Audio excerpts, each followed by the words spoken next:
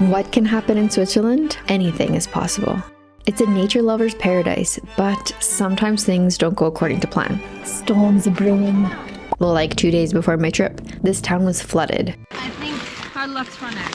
I came to Switzerland with one mission in the mountains, but it got cancelled due to the conditions. So this meant I would make the most of my time and explore Interlaken, two fairy tale villages, and Bern. You can't come to Switzerland without just going out into nature and hike. It didn't matter what happened or if it was pouring rain, because these 100 hours would be epic somehow. Challenge accepted. So I'll share my experience along with all my tips and recommendations, because this European country does things a little differently. I flew from Barcelona to Zurich and hopped on the train to Interlaken. First was a quick lunch and then repacking my bag for a hike with the best views.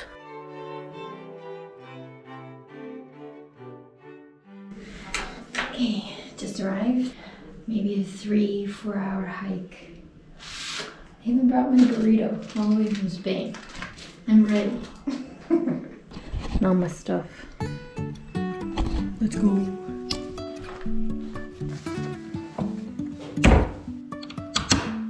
Ready. Interlaken was full of surprises at first. People gliding in from the sky, then 5 minutes later you're in the center surrounded by yummy Asian food restaurants. Then next thing you know, there's a cow in someone's backyard. I walked along the river to the base of Kulm, a popular hike in the area because you can see over the whole valley. Originally, I wanted to take the cable car so I could do a ridge hike from the top. The line was so long, you definitely needed to book in advance. So I thought, why not? Shade would be good, even if it was 30 degrees out. The sign says 2 hours and 20 minutes. Challenge accepted. I don't know what hit me, but whoa. Oh, I don't feel good.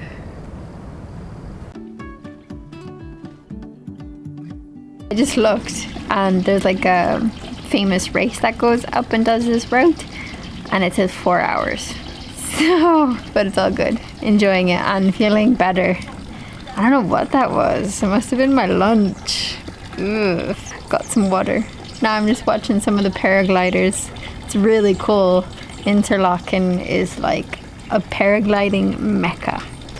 Like you just see them floating in the valley amongst the mountains and it's just so beautiful. I'll share the trail in the description below in case you want to do this one. We made it!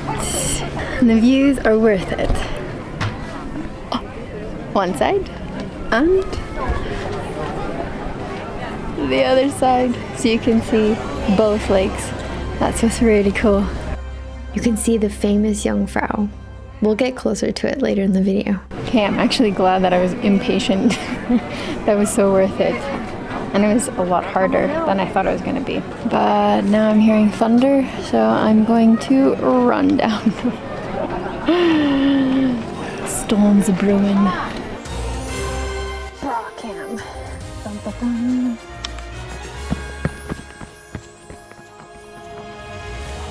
Oopsie. I was so excited about running down that I'm actually going down the other side and even realize. That's alright. I get to see different parts on a different side. Alright, I made it back and now I am in my room. I'll show you around. I'm sharing. This is what happens when you book last minute in high season. I'm gonna be up here. I've got an all-female dorm, 2, 4, 6 beds. So pretty chill, and I think it's gonna be fresh because we have the windows open at night, so that's really good. And automatic locking lockers, which is really good. And I'm staying here for 2 nights. And guess how much it is for that bed. 150 euros. 2 nights. Oh, and look at this view. The nights were a special sight in the valley, but the mornings were next level.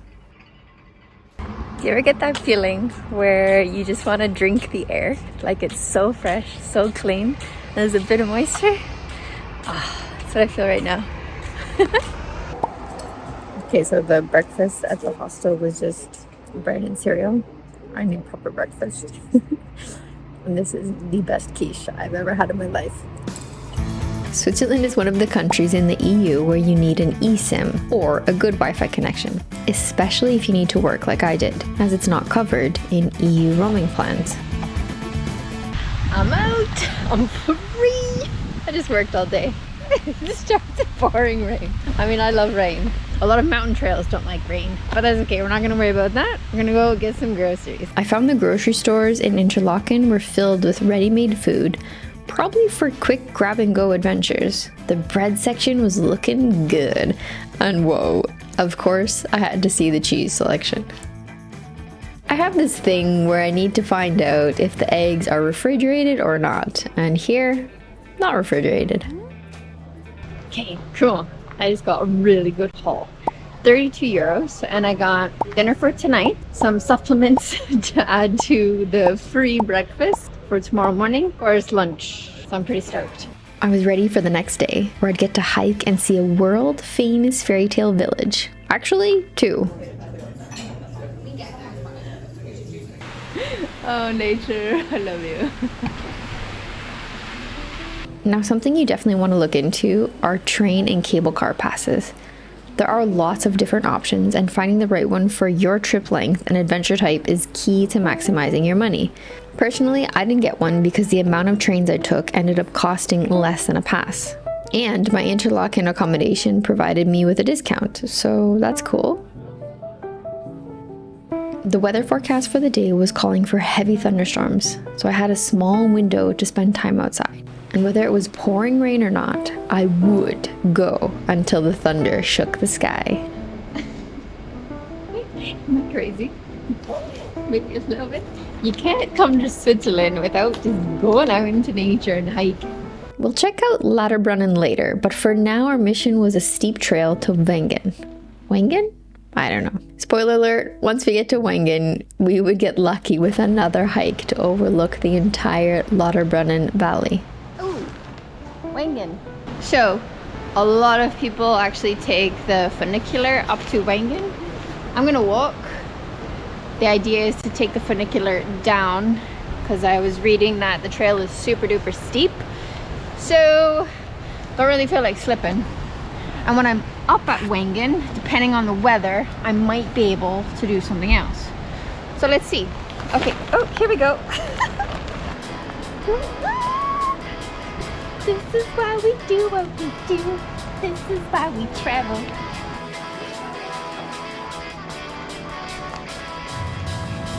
Adventure time.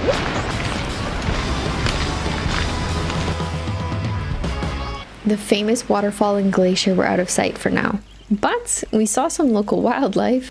Hi.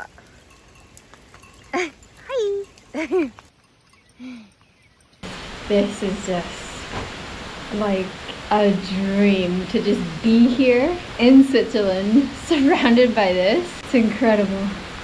And then the skies seemed to clear. The rain stopped, and I could let my sweat from the effort and poncho dry.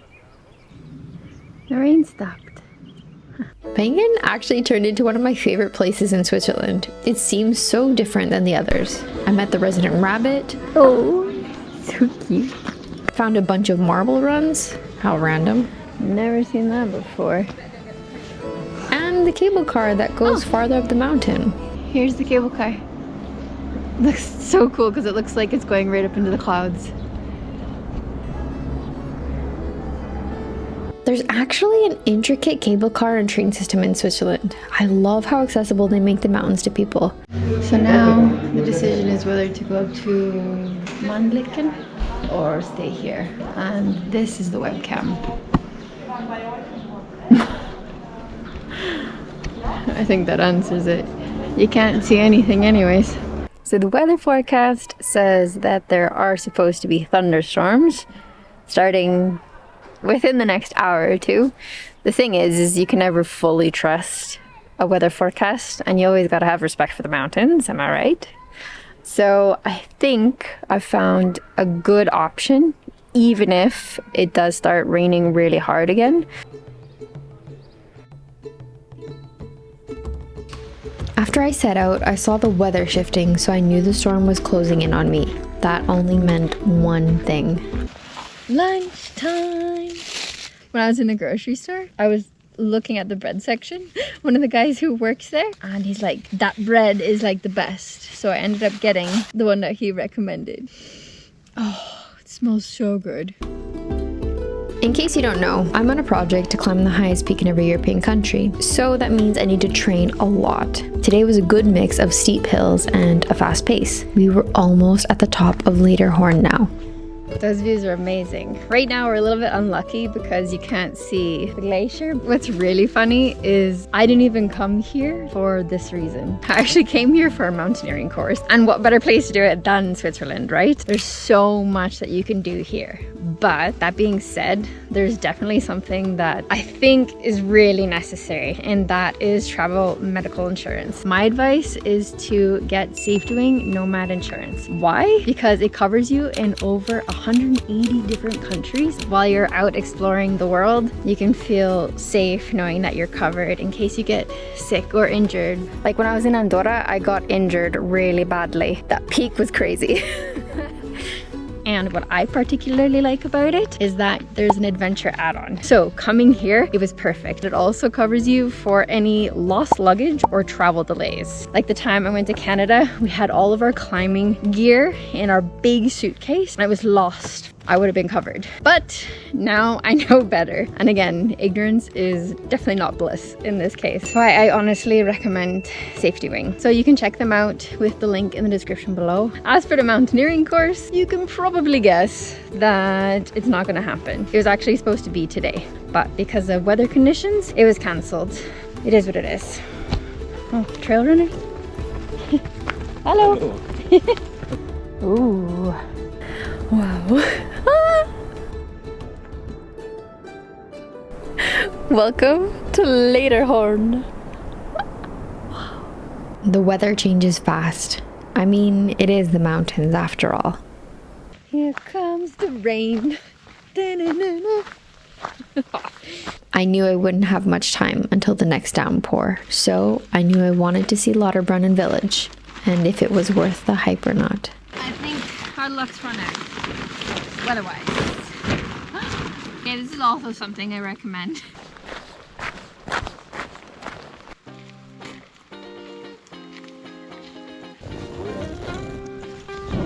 This was one of the little treats or like little snacks that I got yesterday, and I got it mostly because the picture looks really cool.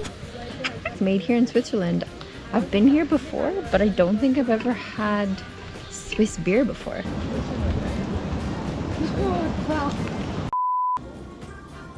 A 10-minute ride down and we're in quaint Lauterbrunnen, and it's famous because of its 72 waterfalls and of course views of Jungfrau and the Eiger.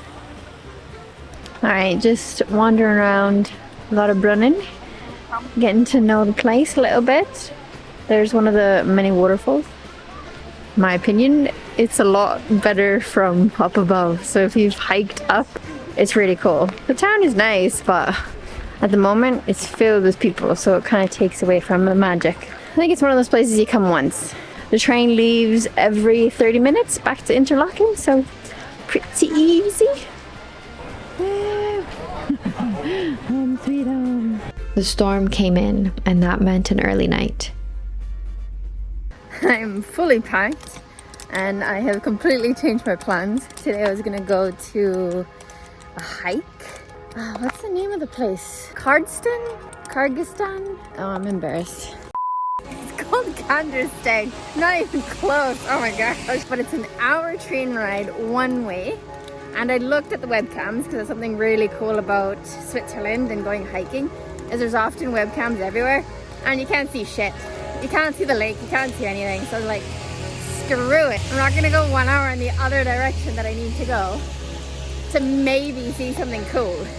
I'm actually gonna take a train from here to Bern because that's like the halfway point to the Zurich airport, which is my destination tonight. And in 1983, Old Bern was named a UNESCO World Heritage Site. Okay, doesn't that look cool? It looks like cotton in the trees. Like it looks so thick. Oh, the trains here are so nice. I'm a big fan of trains.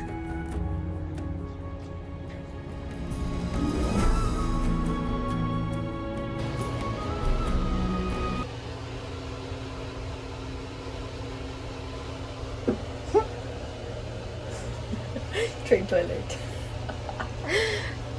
Does it remind you of a video, perhaps? Comment below.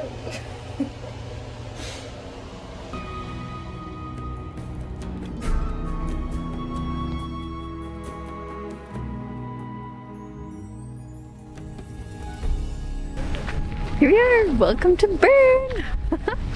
We're gonna explore here for the day. We're gonna get to know a new city. On a Sunday, everything seems closed, so let's see. As this was a last minute decision, I really had zero idea on what to expect. First impressions? How incredible the colors are.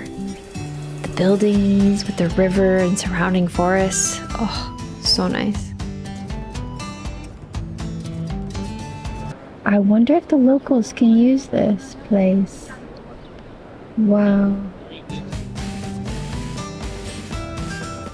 I learned the hard way that some toilets you have to pay with cash and only in francs.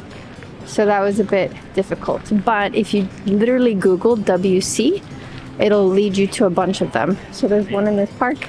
It was free. So that's good to know. This is one of those cities I know nothing about. I have figured out that it is the city of fountains. So my mission is to find as many fountains as I can. So apparently there's over 100. Two.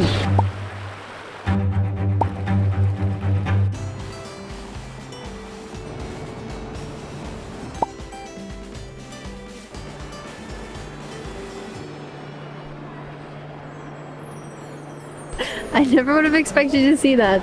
Apparently Einstein rented the second floor of that building for 2 years in the early 1900s.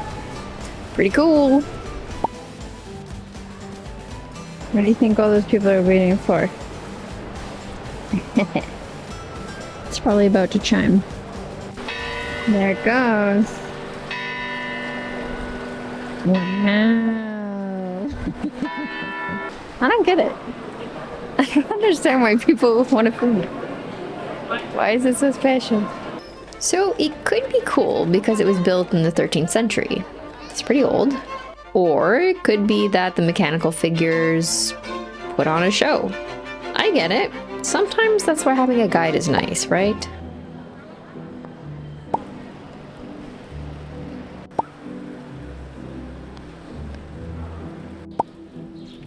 Super excited. My lunch today is pizza. 16 euros for this. Looks delicious. Got artichokes, olives, bunch of veggies. So good. Fun fact that I learned is that here they also shut after lunch. So you have to kind of eat during lunch hours. Hi. Yeah. So let's dig in.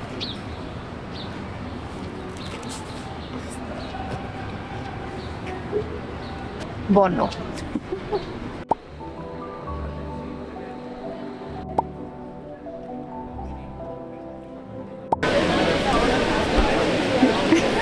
What the heck?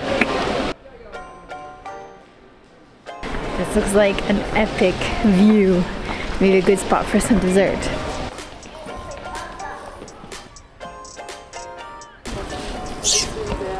So when I was researching what to do in Bern when you have a day, I came across some interesting things. And one of them is the Bear Park.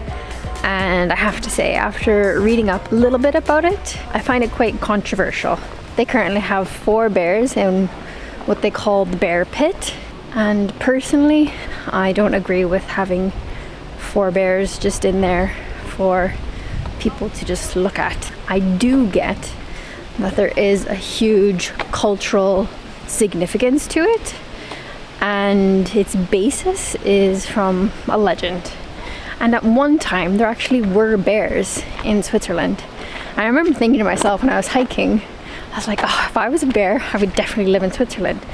But what you might not know is that they were hunted to extinction at the beginning of the 1900s. So that's pretty sad.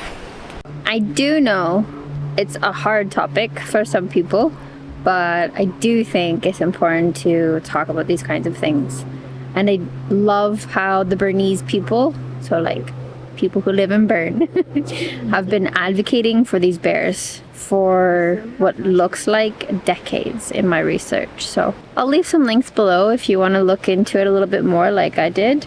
But I won't be going to the bear pit. I'll just imagine the beautiful bears roaming free. Let's make sure it'll fall in. Ooh. Speaking of culture and history, if we circle back to the meaning behind the fountains, there is a significance. It was a place where people would meet, have conversations, and it was part of the economy back in the day. Oh, look, we've got another fountain.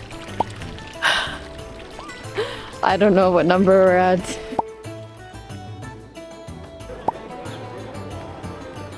Bern was a lovely day trip. Whoa, that thing looks like a castle, but I think it's a museum. From here, it looks sick. So after having visited these places in Switzerland, my favorites and top recommendations are Interlaken and Wengen. Hopefully next time I'm here, it'll be to climb some 4,000 meter peaks. So subscribe for more Europe and Switzerland content. Now, I rarely show this kind of stuff, but here's my place for the night. There's this convenient and cozy capsule hotel in the Zurich airport. How perfect, especially because I've got a morning flight that's so early, but all I have to do is roll out of bed and walk through security. This is way better than the capsule hotel in Tenerife. This is awesome.